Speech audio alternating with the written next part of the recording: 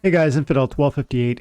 In this video, which was recorded with my members only, and if you want to be present at these conversations and lead the conversation with your questions or comments, then consider becoming a YouTube member. Check out the community tab on the page.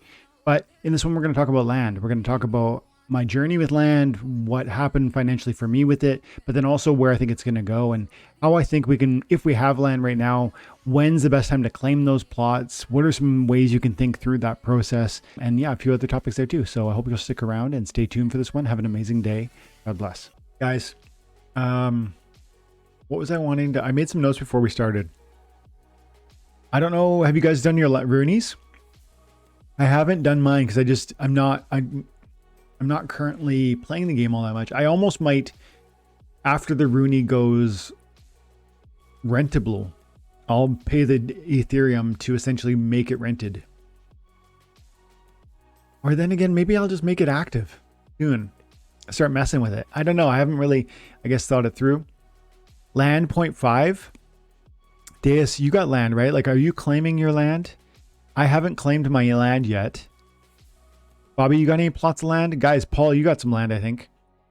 If you guys are claiming your land, I want to know like what that looks like for you, what sort of areas you've found. I don't really know how to read when is the best time. One thing I thought about was certain big plots, whether somebody has regions or tracks, those are big units. And I almost wonder if you would you rather be in a room, let's say, like in a piece of land with, 5 owners that have huge tracts or huge plots or huge regions? Or would you rather be in a region that's full of individual plot holders? I kind of think it's the latter. I don't know exactly how to make that happen for myself. But I'm thinking, what do I have? I think I have 15 plots of land. Yeah, I have 15 plots of land.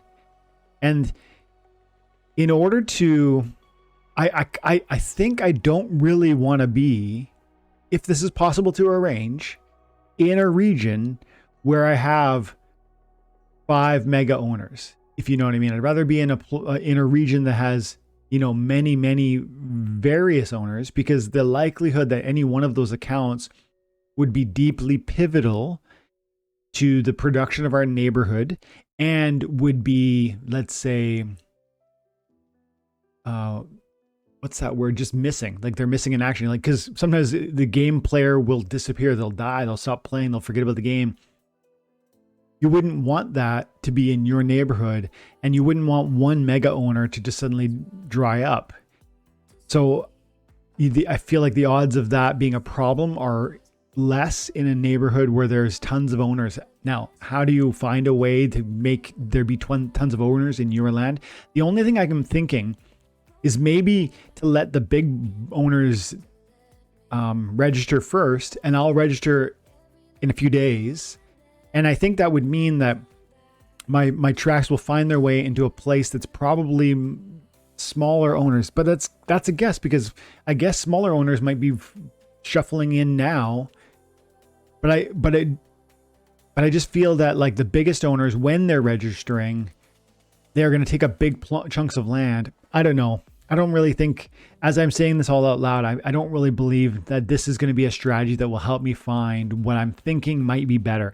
And what I'm thinking might be better could end up being less beneficial. I don't know how to think through maximizing this experience for myself. I'd love to see if you guys have comments on that. Have you registered? If you have not registered, why not? When would you do that? Do you see any perceivable difference between, obviously the lands are totally different. They're going to have to offer total different abilities and, benefits and resources and whatnot. But I don't know how to think through this stuff. Do you guys have tips? Have you seen people covering this that have really nailed it? I'd love to see that in the chat.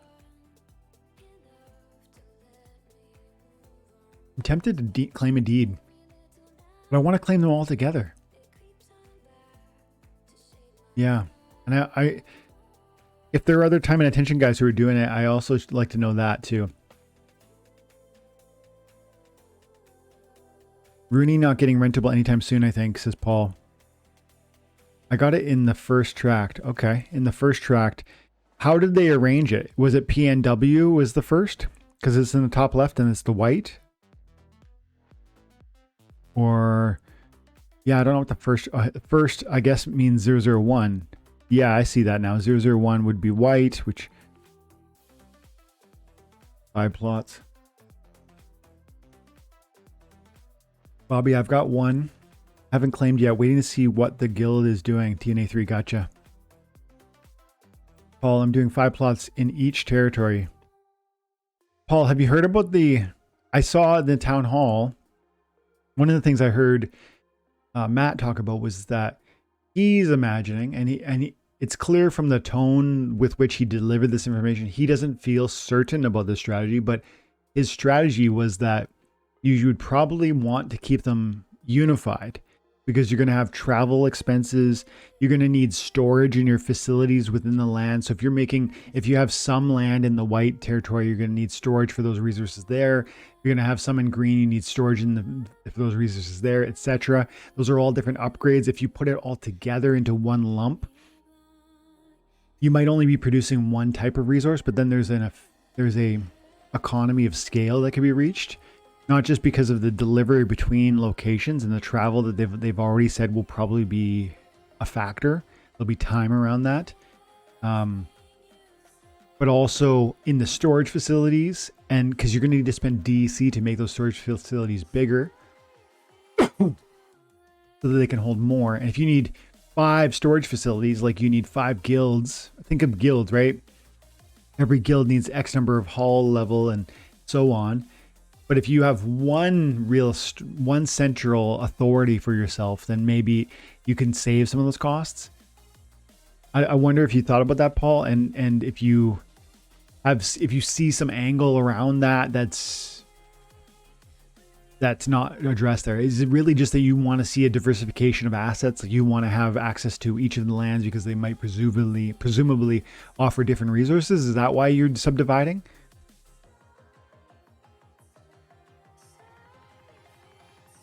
Days says 5. He's got 5 and he's waiting to claim with both TNA and Hawks Guild, trying to coordinate some alliance. More plots we get together, more chances for keeping. Yeah, dude. I like that a lot. Same here, then. I'm on board with that. Paul says, it all goes in numerical order. Yeah, I did hear that. The tracks I have will be around other guildmates. Cool.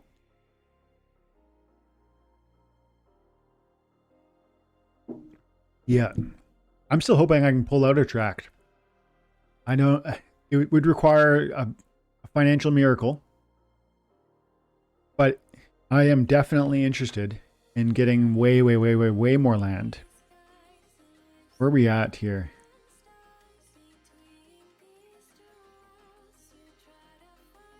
I saw that Bitcoin touched 18,000 today.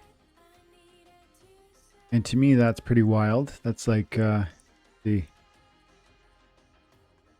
DEC is back below 800 Splintoshis. Look at this, 13% down today. That's an ouch.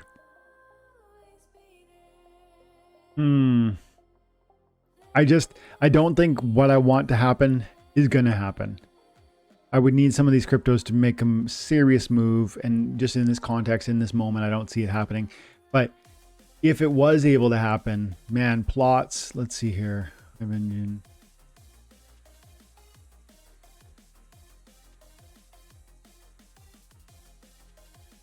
definitely interested.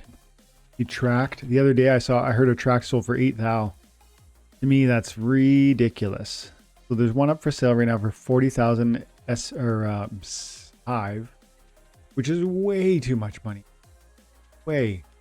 Hang on a second here. What's Hive at? Hive, 34 cents. So 40,000, so that's 12,000, right? 40,000 times 0.34, $13,000. Nope. But then what's happening at the non-card market? Because this is the way, man. This is the simple way that you're appealing to a broader audience, I would argue. How do I do that again? I want to see the sales, right? So I want to go in the market, other items. Yes, this is what I want. You know what? Every time I come in here too, I'm like tempted. I got to tell you, every time I look at this, I'm like, you know what? Let's open an entertainment pack. Because I can pay for it with DEC without doing a bunch of funny business, like moving DEC into Hive Engine and then creating it for Hive and then using the Hive to buy. Oh, non-card market is for the win. But look at this. Plots 175. The price has gone up a good amount recently. The claimability, right? Or not the claimability. Yeah, claimability has piqued people's interest. Land track 17.5. Region claim 250. So hang on. You could buy a tract for 17.5. So, I mean, this price is like pretty much unjustifiable. Mind you, 1,000 is better than 10 100s, if you know what I mean. But I would love to have a region. It's just not, it's not going to happen. I'd love to have another tract. I sold my tract for roughly 40 grand. I'd love to have, I sold my tract for 100 plots, which I later liquidated for roughly $400 or $500 each. But then I bought assets. The strange thing, I've been doing so much thinking about this lately, guys. And I've talked about it in different ways over the weeks and months and years, but you know, you make trades and you think, wow, I bought a tract of land for $1,500. I sold it for $500 a plot, let's say. It's not quite that much, but just imagine that's, you know, 100 times 500 is 50 grand. 500, yeah, 50 grand. And you think, holy cow, that's amazing. But then what did I do with it? I bought card assets. I bought Chaos Legion packs. I bought 1,000 Chaos Legion packs for roughly $24 each during the pre-sale, where the vouchers were worth $20. Mind you, those vouchers were free to me. They were given to me by the game. But my point is, yeah, I had some really big wins. But then I put those wins into assets that then later lost a lot of value. And so in the end, you know, we're still around. I've got about $50,000-$60,000 maybe worth of, maybe 60 to 70,000 in this game. And apart from selling the kitty and cashing that out, all of it has roughly stayed in. Well, that's not true. I sold something else too to pay for my computer. Forget what that was. But so I've taken out about $5 grand US. And even though I've had some of these big wins, question is not just, do you have big wins? Like, what do you then do with that value? Do you then reinvest that in ways that can have a massive return for you? And maybe I will see that because I bought, you know, some of the land sales went to me buying a crazy amount of reward cards, which are now generating rental profits. I'm making 31,000 DEC a day renting right now. It's also hard to kind of pull apart, and it's so worth your constant kind of attention, because if you can navigate through these questions of even like me and Paul and you guys thinking about, when do I claim this land? This is one of those moments where if you can think it through and find an angle that no one else is seeing, maybe Paul's right. Maybe doing 5 in this and 5 in that, 5 in this will give him some sort of a unique advantage, especially after a guy like Matt goes onto a town hall and says, you probably want to keep them all together. Because maybe that ends up being a trend where everyone does that. And then Paul's got this angle where he's, you know, that it's hard to say.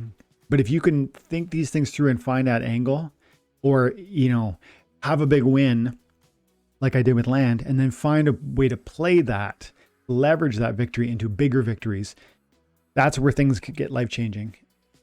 I'm still pretty convinced that those plays are going to work out. But right now in this season, it doesn't look like it did. Like I had about $120,000 worth of assets, maybe even 150 US. And now it's probably 60. So, you know, it sounds like I lost. I don't think I did because my cards, you know, my reward cards are just bananas.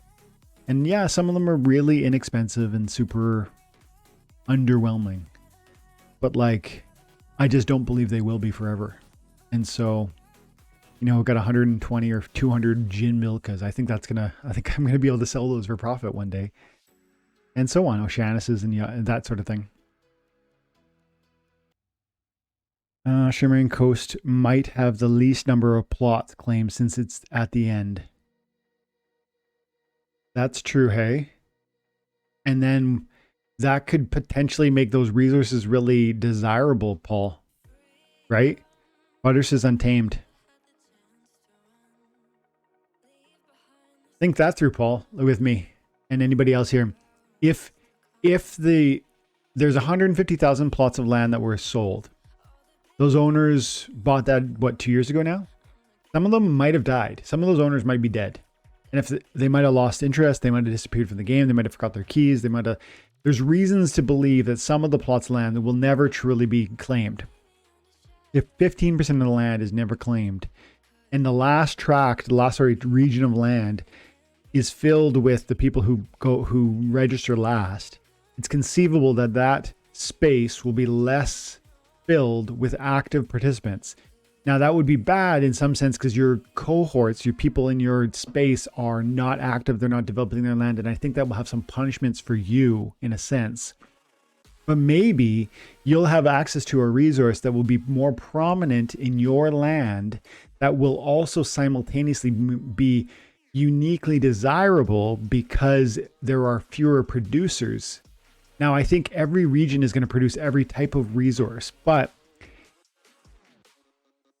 I suspect that green will be more prolific with, you know, lumber, for instance. So if the last region to fill is going to be kind of uniquely leaning toward one resource, maybe you benefit in that way. And does that benefit outweigh the potential detriment of not being partnered with a full kind of cast of landholders? And then what happens if those empty plots at some point get claimable? Like maybe they can be seized through battle or something. Dude, there's so many angles that I can't possibly think through. And it's so fun.